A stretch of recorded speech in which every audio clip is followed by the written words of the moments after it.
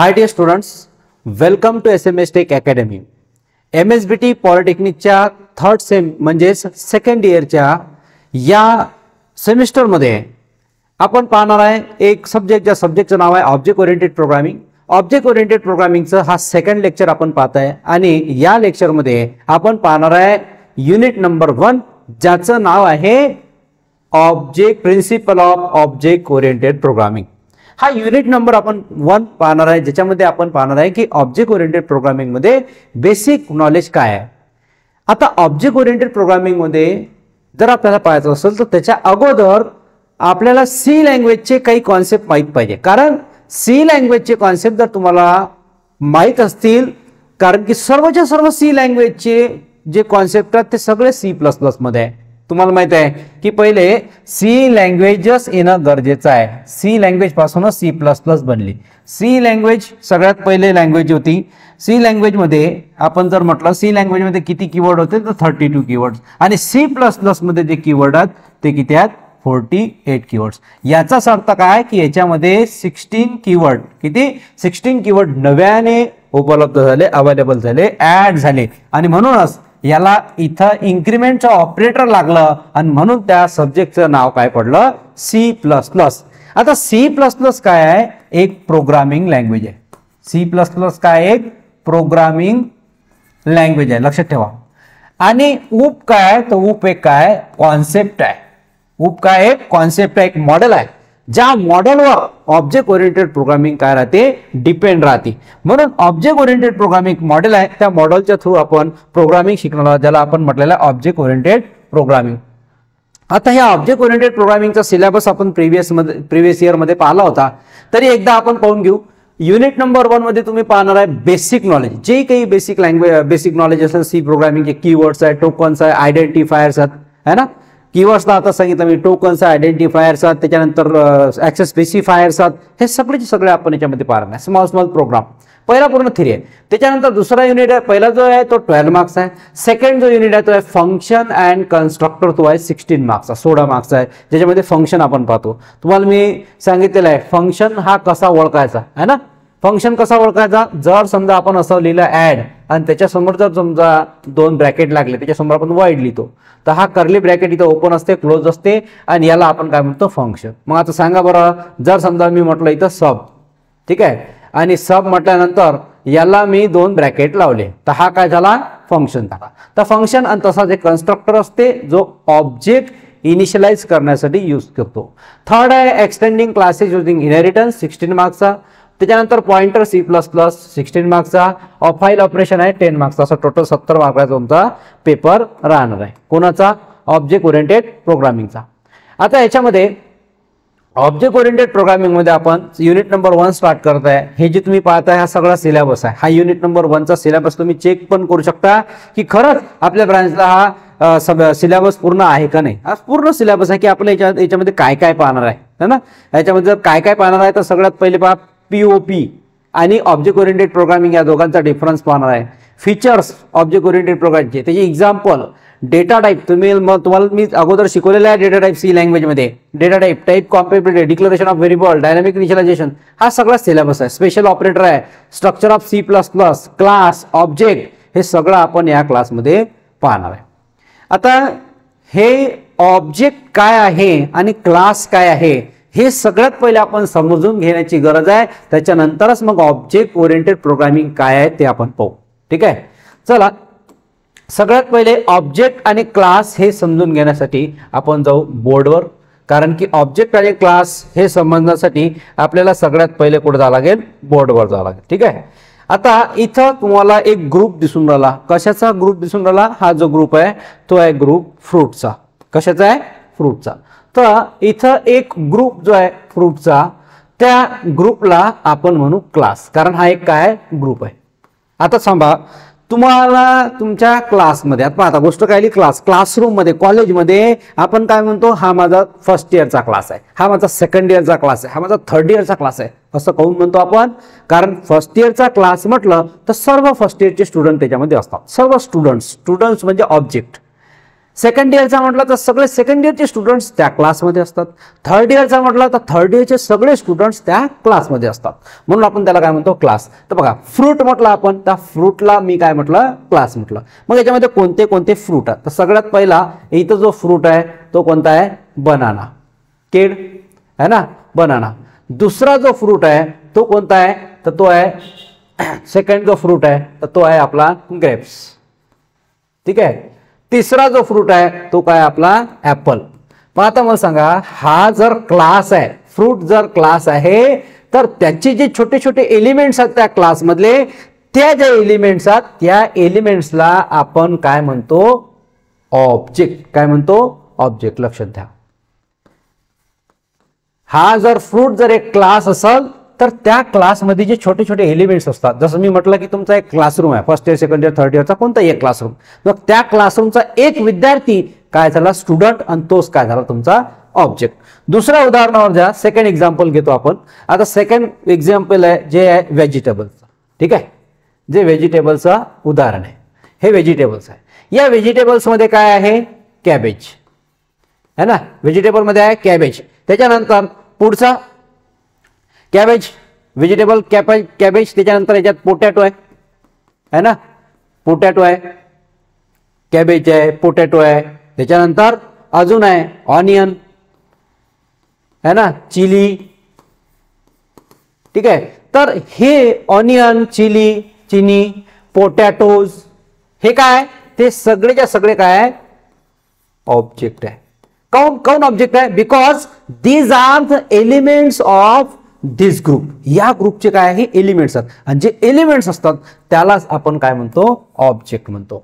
आणि या पूर्ण ऑब्जेक्टचा जो ग्रुप बनते आणि त्याचं एक स्पेशल नाव पडते, जसं व्हेजिटेबल याचं नाव आहे तर त्यालाच आपण काय म्हणतो, क्लास. मग क्लास काय करून राहिला, एका नंबर ऑफ एंटिटीला रिप्रेझेंट करून राहिला, ग्रुप ऑफ एंटिटीला रिप्रेझेंट करून राहिला, त्याला आपण म्हणतो क्लास. आणि त्याच्यातला सिंगल एलिमेंट्स म्हणजे काय होते, ऑब्जेक्ट. आणि या ऑब्जेक्टवर आपली प्रोग्रामिंग लँग्वेज काम करते. या स्लाइडमध्ये तुम्ही पाहू शकता, या स्लाइडमध्ये तुम्हाला पाहायचं आहे काय आहे बघा या स्लाइडमध्ये. ठीक आहे, थोडंसं स्मॉल करतो म्हणजे तुमच्या लक्षात येईल. ठीक आहे, जास्त भरपूर मोठं केलं तर म्हणजे तुम्हाला समजणार नाही. तर या स्लाइडमध्ये आपल्याला काय पाहायचं आहे की काय काय दिलेलं आहे, आणि याच्यामध्ये सांगा की हा क्लास कोणता आहे याच्यामधला आणि ऑब्जेक्ट कोणता आहे, सांगू शकता का तुम्ही. याच्यामधली एक चेअर आहे. ठीक आहे, चेअर्स. ठीक आहे, चेअर्सच्या नंतर इथं सोफा आहे. ठीक आहे, त्याच्यानंतर अजून काय काय दिसून राहिलं तुम्हाला, टेबल आहे. काय, टेबल आहे, इथं लिहितो मी टेबल.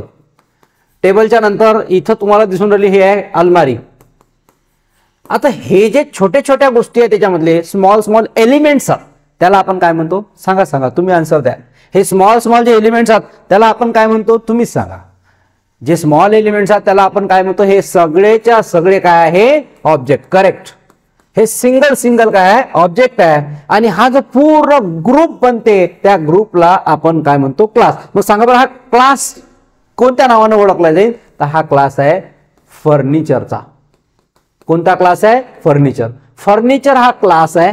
फर्निचर काय, हा क्लास आहे. तर त्याचे ऑब्जेक्ट, फर्निचरचे ऑब्जेक्ट काय काय, मग चेअर है ना, टेबल, सोफा, त्याच्यानंतर अजून टेबल, त्याच्यानंतर अलमारी, हे सगळेच्या सगळे काय येतात, तुमचे ऑब्जेक्ट येतात, आणि जे की एका याच्यामध्ये बिलॉंग करतात, एका क्लासला बिलॉंग करतात. नेक्स्ट एक्झाम्पल आपण पाहू.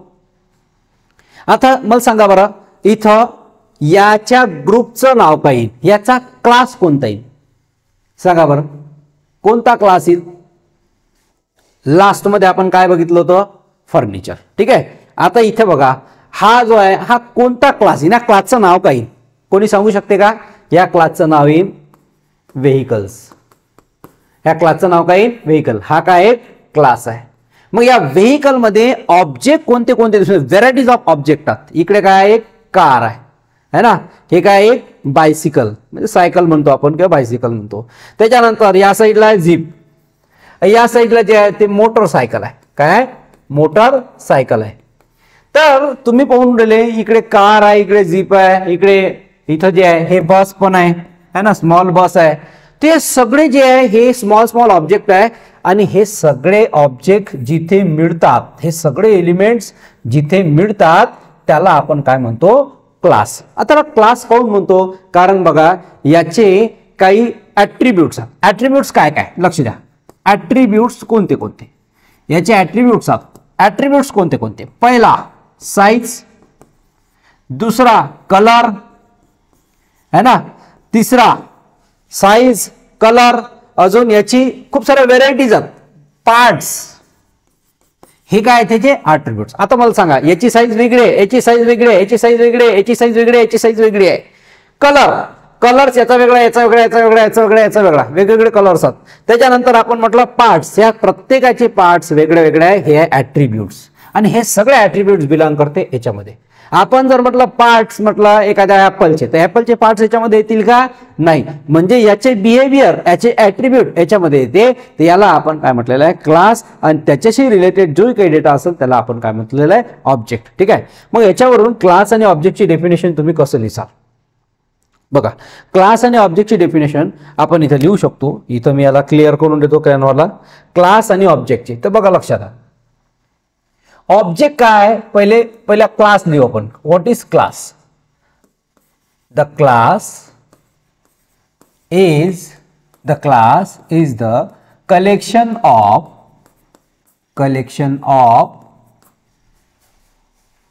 Similar types of element.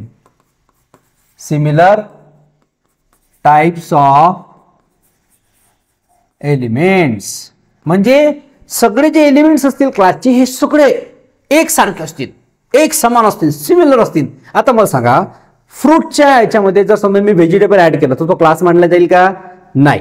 जर व्हेकल मध्ये मी दुसरं कोणतं फ्रूट ऍड केलं तर तो क्लास मानला जाईल का, नाही. त्याच्यामधले एलिमेंट सगळे सेम असले पाहिजे, है ना. दुसरं हे झालं क्लासची डेफिनेशन. म्हणून class is the collection of similar types of element. आणि ऑब्जेक्टची डेफिनेशन आहे सेकंड. ऑब्जेक्टची definition, object is the instance of class. याचा अर्थ काय, इन्स्टन्स ऑफ क्लास म्हणजे काय. आता समजा मी दिलं फ्रूट पासून डायरेक्टली इन्स्टन्स काय बनला, एक ऑब्जेक्ट बनवला. हा ऍपल कोणापासून आला, फ्रूट पासून आला, म्हणून ऑब्जेक्ट, याला आपण ऑब्जेक्ट म्हटलेला आहे. हा काय आहे, object. Object is the instance of class. Object कोणापासून बनते, क्लास पासून बनते. लक्षात ठेवा, ऑब्जेक्ट कोणापासून बनते, क्लास पासून बनते. त्याला आपण क्लास आणि याला ऑब्जेक्ट म्हणतो. सर्व काही ऑब्जेक्ट कसे मिळतात, ग्रुप तयार होते आणि त्याच्यानंतर काय बनते, क्लास बनते. क्लिअर झाला. क्लास आणि ऑब्जेक्ट. तर ऑब्जेक्ट हे अशी एंटिटी आहे ज्या एंटिटीच्या द्वारे आपण प्रोग्रामिंग मध्ये खूप काही करू शकतो. आणि सगळ्याच्या सगळं प्रोग्रामिंग मध्ये आपण ऑब्जेक्ट द्वारेच करणार आहोत. ठीक आहे. तर मग इथं ऑब्जेक्ट ओरिएंटेड म्हटलेलं आहे प्रोग्रामिंग. हे ऑब्जेक्ट ओरिएंटेड प्रोग्रामिंग कोणते आहेत, ऑब्जेक्ट ओरिएंटेड प्रोग्रामिंग आहे आपली C++. ठीक आहे. C++ ऑब्जेक्ट ओरिएंटेड आहे. जावा ऑब्जेक्ट ओरिएंटेड प्रोग्रामिंग आहे. C# ऑब्जेक्ट ओरिएंटेड प्रोग्रामिंग आहे. आयफेल ऑब्जेक्ट ओरिएंटेड प्रोग्रामिंग आहे. ह्या सगळ्या ऑब्जेक्ट ओरिएंटेड प्रोग्रामिंग आहे. त्याच्यापैकी आपण पहिले जे प्रोग्रामिंग शिकवतो त्या प्रोग्रामिंगचं नाव काय आहे, C++. आता बघा इथं what is object oriented programming म्हटलेलं आहे ना. आता व्हॉट इज ऑब्जेक्ट ओरिएंटेड प्रोग्रामिंगचा अर्थ इथं असं म्हटलेला आहे की ऑब्जेक्ट ओरिएंटेड प्रोग्रामिंग काय आहे, तर कम्प्युटर प्रोग्रामिंग मॉडेल आहे. काय हा, कम्प्युटर प्रोग्रामिंग मॉडेल आहे की प्रोग्रामिंग मध्ये आपण एक मॉडेल यूज करतो आणि त्या मॉडेलचा यूज करून आपण C++ किंवा जावा किंवा कोणतीही प्रोग्रामिंग ऑब्जेक्ट ओरिएंटेड प्रोग्रामिंगचा यूज करून आपण एक कोणता तरी सॉफ्टवेअर तयार करतो, ऍप्लिकेशन तयार करतो. त्यालाच आपण म्हटलेलं आहे ऑब्जेक्ट ओरिएंटेड प्रोग्रामिंग. आता ऑब्जेक्ट ओरिएंटेड प्रोग्रामिंग मध्ये होते काय, जसं आपण इथं फंक्शन बनवतो. ठीक आहे. हे ऍड नावाचं फंक्शन बनवलं आहे. हा ऍड नावाचा फंक्शन बनवत नाही, तर हा ऍड नावाचा फंक्शन बनवत नाहीत, ऍड नावाचा क्लास बनवून त्याचा ऑब्जेक्ट बनवते. जसं इथं ऍड आहे. ठीक आहे. आणि याच्यासमोर काय लिहायला लागते, क्लास. आणि क्लास लिहिल्यानंतर हा काय झाला, ऑब्जेक्ट. याच्यामध्ये असे फंक्शन लागत नाही. ठीक आहे. तर ऑब्जेक्ट ओरिएंटेड प्रोग्रामिंग जो आहे ते एक कम्प्युटर प्रोग्रामिंग मॉडेल आहे जो ऑर्गनाइज करते सॉफ्टवेअर डिझाइन. ठीक आहे. सॉफ्टवेअर डिझाईन, सॉफ्टवेअरची डिझाईन बनवण्यासाठी जे लागते प्रोग्रामिंग लँग्वेज ते ऑब्जेक्ट ओरिएंटेड प्रोग्रामिंग लागते आणि याच्यामध्ये फंक्शनचा आणि लॉजिकचा यूज होत नाही, तर डायरेक्टली कोणाचा यूज होते, ऑब्जेक्टचा. आता तुम्ही म्हणसाल सर ऑब्जेक्टचाच काऊन यूज होते, फंक्शन किंवा लॉजिकचा यूज काऊन नाही होत, कारण की जे सिक्युरिटी असते, जे प्रायव्हसी असते ते फक्त ऑब्जेक्ट ओरिएंटेड प्रोग्रामिंग देऊ शकते. जसं आता तुम्ही मोबाईलला सिक्युरिटी लावता, जसं एक पासवर्ड आहे 1698, आता हा पासवर्ड टाकल्याशिवाय मोबाईल चालू होते काय, नाही. हे सिक्युरिटी ऑब्जेक्ट ओरिएंटेड प्रोग्रामिंग देऊ शकते, सी प्रोग्रामिंग म्हणजे प्रोसिजर ओरिएंटेड प्रोग्रामिंग देऊ शकत नाही. म्हणून ऑब्जेक्ट ओरिएंटेड प्रोग्रामिंग मध्ये ऑब्जेक्टने जर काम केलं तर आपला ऍप, आपला सॉफ्टवेअर हे काय राहू शकते, सिक्युर्ड राहू शकते. ठीक आहे. तर आता हे तर थोडं फार आपण ऑब्जेक्ट ओरिएंटेड प्रोग्रामिंग बद्दल सांगितलं. तर आता आपण शिकू programming. C++ programming, object oriented programming मधला पहिला प्रोग्राम कसा लिहायचा आहे ते याच्यानंतर आपण शिकणार आहे. ठीक आहे. चला तर आता ऑब्जेक्ट ओरिएंटेड प्रोग्रामिंग मधला आपल्याला प्रोग्राम शिकायचा असेल तर सगळ्यात पहिले सी प्रोग्रामिंग येणं गरजेचं आहे. सी प्रोग्राम तुम्हाला लिहिता आलं पाहिजे. तर सी प्रोग्रामसाठी मी एक सॉफ्टवेअर या ठिकाणी ओपन करताय. त्या सॉफ्टवेअरचं नाव आहे कोडिंग सी आणि ते ऑलरेडी तुम्ही त्याच्यावरती प्रॅक्टिस केलेली आहे ना. सॉफ्टवेअर इंजिनियर, सॉफ्टवेअर जो ऍप्लिकेशन आहे तो ऍप्लिकेशन इथं ओपन झालेला आहे. त्या ऍप्लिकेशनचं नाव आहे कोडिंग सी. C++ साठी वेगळा लागते, तो आहे कोडिंग C++. कोणता लागते, कोडिंग C++. ठीक आहे. C++ जो आहे कोडिंग C++ हा ऍप लागते. कोणासाठी, C++ साठी. आता सध्या आपण सी लँग्वेज एक प्रोग्राम शिकून राहिलो. आता लक्ष द्या, सी लँग्वेजचा प्रोग्राम इथं लिहिला गेला. ठीक आहे. तर ऑलरेडी तो हा इथं तयार आहे सी लँग्वेजचा प्रोग्राम. तर ह्या प्रोग्रामचं मिनिंग काय होते ते पहिले आपण समजून घेऊ. ठीक आहे. दोन पद्धतीचा प्रोग्राम लिहितो. ठीक आहे. एक या पद्धतीचा लिहितो आपण आणि एक दुसऱ्या सेकंड पद्धतीचा लिहितो. आता इथं सगळ्यात पहिला तुम्हाला प्रोग्राम दिसून आला. इथं काय लिहिलेलं आहे, #include stdio.h. याचा अर्थ काय होते, हॅश इन्क्लूड ही लाईन आपण काय म्हणतो, इन्क्लूड करा. ही स्टँडर्ड लायब्ररी आहे आणि हे याच फॉर्मॅटमध्ये लिहायला लागते है ना. तर याचा अर्थ होते standard input output header file. ठीक आहे. Standard input output header file. Input म्हणजे काय वापरला जाणार आहे सांगा बरं. इनपुट म्हणजे याच्यामध्ये वापरला जाणार आहे स्कॅनर. ठीक आहे. जे स्कॅनर युजर पासून इनपुट घेते. आउटपुट म्हणजे काय, प्रिंटफ. हे दोन फंक्शन, एक इनपुट फंक्शन स्कॅनर आणि आउटपुट फंक्शन, हे दोन्ही आपण यूज करणार आहोत आणि म्हणून आपण हे हेडर फाईल या प्रोग्राम मध्ये लिहित असतो सी प्रोग्रामच्या. हे सर्वांनाच माहित आहे. त्याच्यानंतर आपण इथे एक हेडर फाईल लिहित असतो, ज्या हेडर फाईलचं नाव आहे conio.h. सांगा बरं काऊन लिहितो आपण, प्रत्येकालाच माहिती आहे conio.h आपण काऊन लिहितो, #include conio.h असं. ठीक आहे. #include conio.h असं काऊन लिहितो आपण, कारण याच्याशी रिलेटेड दोन फंक्शन, एक आहे getch आणि दुसरा फंक्शन आहे clr.scr. हे दोन फंक्शन आपण यूज करतो, म्हणून याच्याशी रिलेटेड conio.h हे फाईल आपण हेडर फाईल याच्यामध्ये लिहितो. conio.h चा अर्थ होते कन्सोल. कन्सोल म्हणजे स्क्रीन, इनपुट आउटपुट याच्याशी रिलेटेड हे इनपुट आउटपुट फंक्शन आहे आणि हे हेडर फाईल सेकंड आपण लिहित असतो सी प्रोग्रामिंग मध्ये. थर्ड लाईन आपण लिहित असतो आपल्या प्रोग्राम मध्ये void main. ठीक आहे. void main लिहित असतो. ठीक आहे. आता पहा, void main पण लिहिलं तरी चालते आणि int main लिहिलं तरी पण चालते. ठीक आहे. फक्त दोघांमध्ये काय डिफरन्स आहे, void main लिहिलं तर आपण हे दोन फंक्शन याच्यामध्ये ऍड करतो clr.scr आणि इथं लिहितो लास्ट मध्ये getch. ठीक आहे. हा प्रोग्राम फॉर्मॅट. आणि जेव्हा आपण इंट मेन लिहिलं तर त्याच्या लास्ट मध्ये काय लिहायला लागतं तुम्हाला, रिटर्न 0, कारण हा काय करून राहिला, याला व्हॅल्यू रिटर्न 0 करून राहिला. म्हणजे हे कम्युनिकेशन आहे दोघांचं. ठीक आहे. तर हे तुमचं क्लिअर झालं आणि तुमचा प्रश्नाचं उत्तर मी देतो की सर एक्झाम मध्ये कोणत्या याच्यात लिहायचं, तर एक्झाम मध्ये याच फॉर्मॅटमध्ये लिहायचं आहे. ठीक आहे. याच फॉर्मॅटमध्ये. हे फक्त प्रॅक्टिससाठी आहे. ठीक आहे. इथं फक्त void main, इथं getch जसं इथं आपण लिहिलं होतं. ठीक आहे. या फॉर्मॅटमध्ये पेपर लिहायचा आहे. C++ मध्ये पण तुम्हाला काय चेंजेस आहेत ते आपल्याला इथं पाहायचं आहे. आता त्याच्यानंतर सर्वात महत्वाचं आहे इथं ते म्हणजे आहे सी आउट फंक्शन.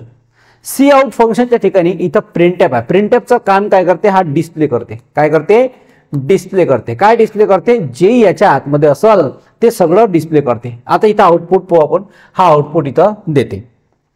ठीक आहे, याच्यामध्ये काय लिहिलेलं आहे, हॅलो वर्ल्ड. तर इथं रन जर केलं तर तुमच्या समोर याचा आउटपुट पाहायला भेटेल, जे आउटपुट तुम्हाला या साईडनं काय येईल, हॅलो वर्ल्ड. तर इथं पाहू शकता तुम्ही काय आला, इथं हॅलो वर्ल्ड. काय आउटपुट आला, हॅलो वर्ल्ड. इथं जे आलं ते काय आलं, हॅलो वर्ल्ड. ठीक आहे, आता हॅलो वर्ल्ड जो आहे तो आउटपुट आला या प्रोग्रामचा. आता त्याच्यानंतर हा सेम टू सेम प्रोग्राम आपण कशामध्ये लिहिणार, C++ मध्ये. ठीक आहे, C++ मध्ये हा प्रोग्राम लिहिणार आणि C++ मध्ये काय काय चेंजेस आले ते आपण इथं पाहणार आहोत.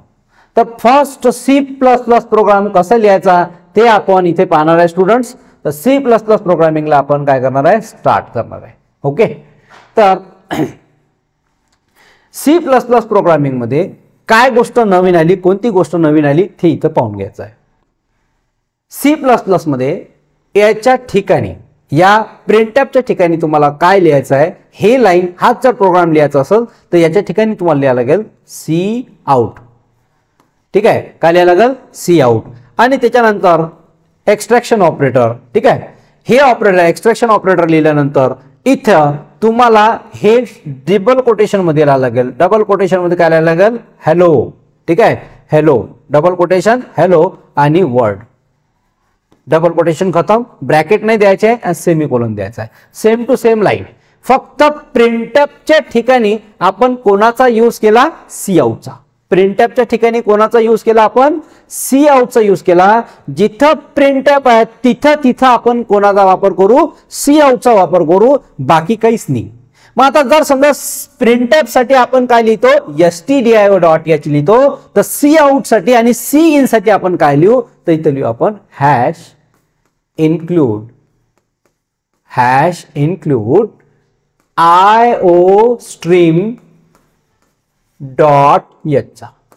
Hash include iostream.h. आय म्हणजे इनपुट, ओ म्हणजे आउटपुट. आउटपुट याच्यासाठी आणि इनपुट सी इन जो असते त्याच्यासाठी. ठीक आहे, या सीन साठी इनपुट. आणि स्ट्रीमिंग म्हणजे काय, की याच्या राईट साईडला जे लिहिलेलं आहे ते सगळं याच्या ऑब्जेक्ट मध्ये गेला पाहिजे, त्याला आपण काय म्हणतो, स्ट्रीमिंग. तर हा आपण सी प्रोग्राम पाहिला. आता आपण C++ प्रोग्राम पाहू. ओके, तर याचा पहिला C++ प्रोग्राम लिहायचा आहे आणि पहिला C++ प्रोग्राम आपण स्टार्ट करू लिहिणं. ठीक आहे, त्याच्यासाठी तुम्हाला ओपन काय करावं लागेल, ओपन करावं लागेल आपल्याला C++ कोडिंग ॲप.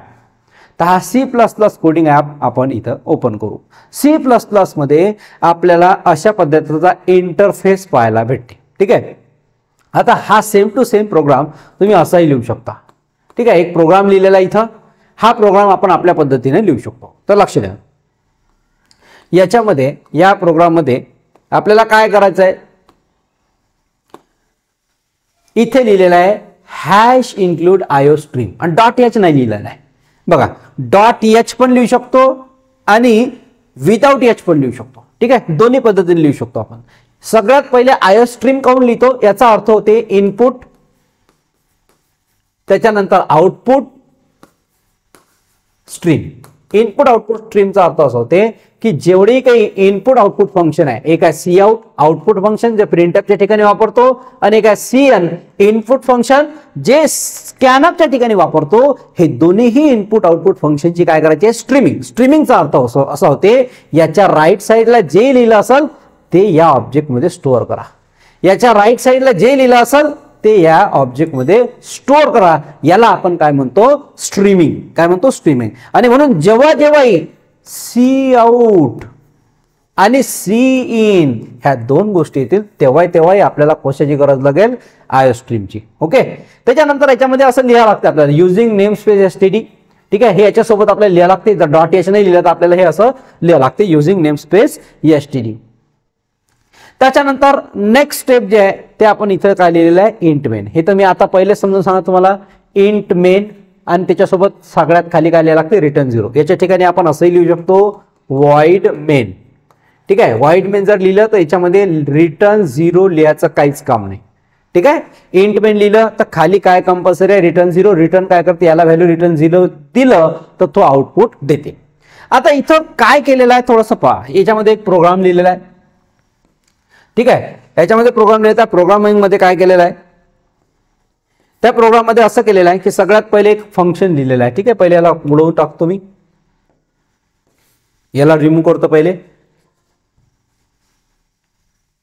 याला कट करतो आणि फक्त एकच ठेवून देतो. ठीक आहे, आपला हॅलो मेसेज.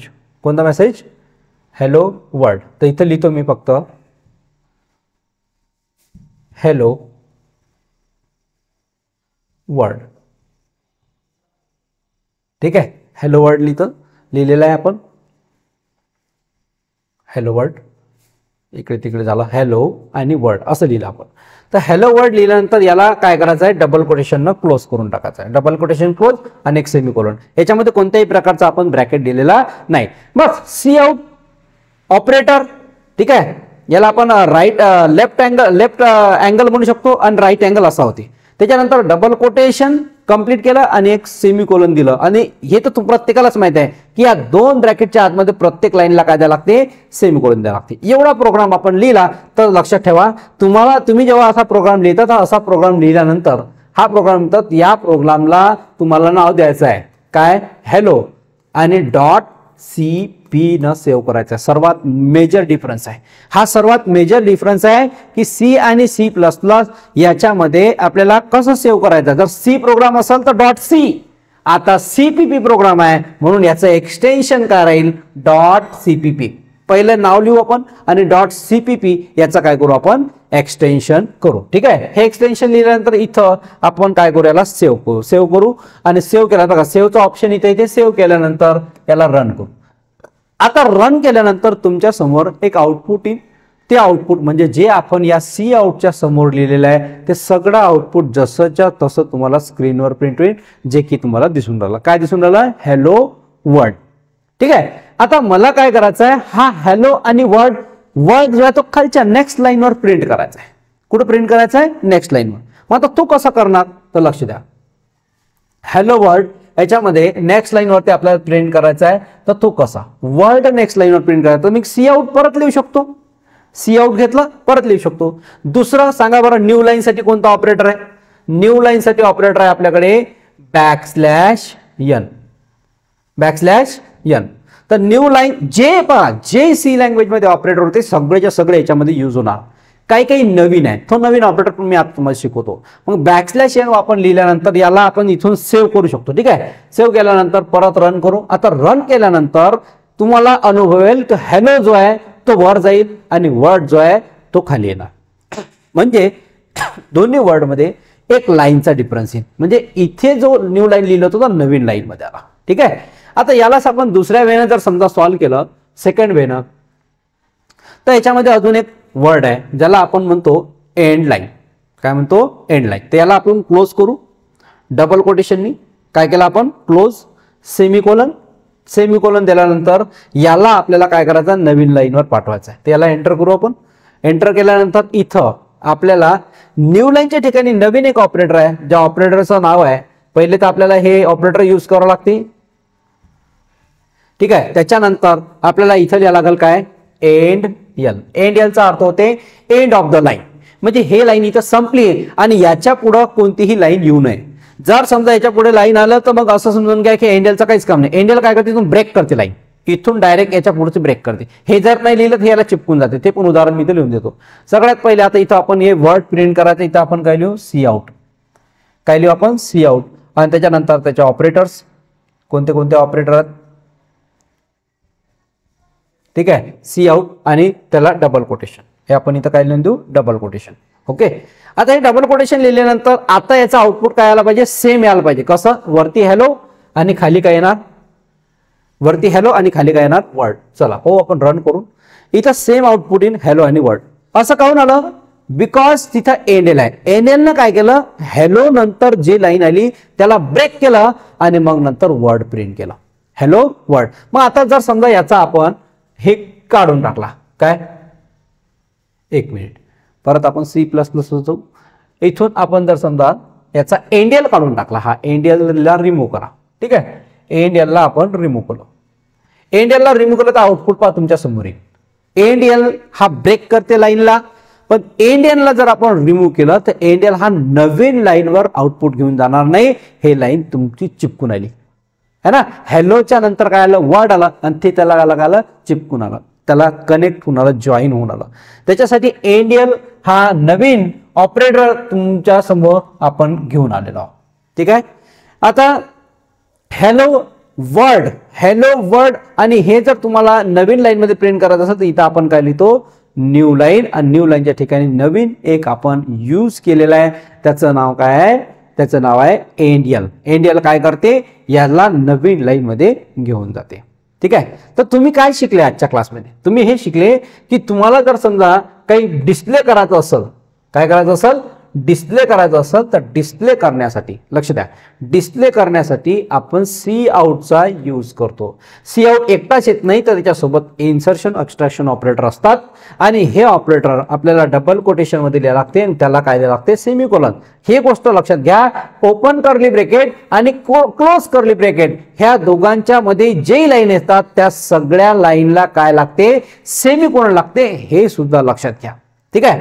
मग तुम्ही म्हणसाल सर एक्झाम मध्ये आम्ही प्रोग्राम कसा लिहायचा, या वेने लिहिला तरी चालते आणि दुसरा वे जो आहे, जो आपण ओल्ड व्हर्जन लिहितो त्याच्यामध्ये लिहिला तरी चालते. ठीक आहे. फक्त तो प्रोग्राम याच्यामध्ये रन होते की नाही ते आपण पाहू. आता ह्याच प्रोग्राम आपल्याला लिहायचा आहे. एक्झाम मध्ये कसं लिहिसाल तर लक्ष द्या. सगळ्यात पहिले हीच लाईन हॅश इन्क्लूड stdio.h. आता इथे stdio.h लिहिसाल काय, नाही, इथं काय लिहू आपण, iostream.h. त्याच्यानंतर हॅश इन्क्लूड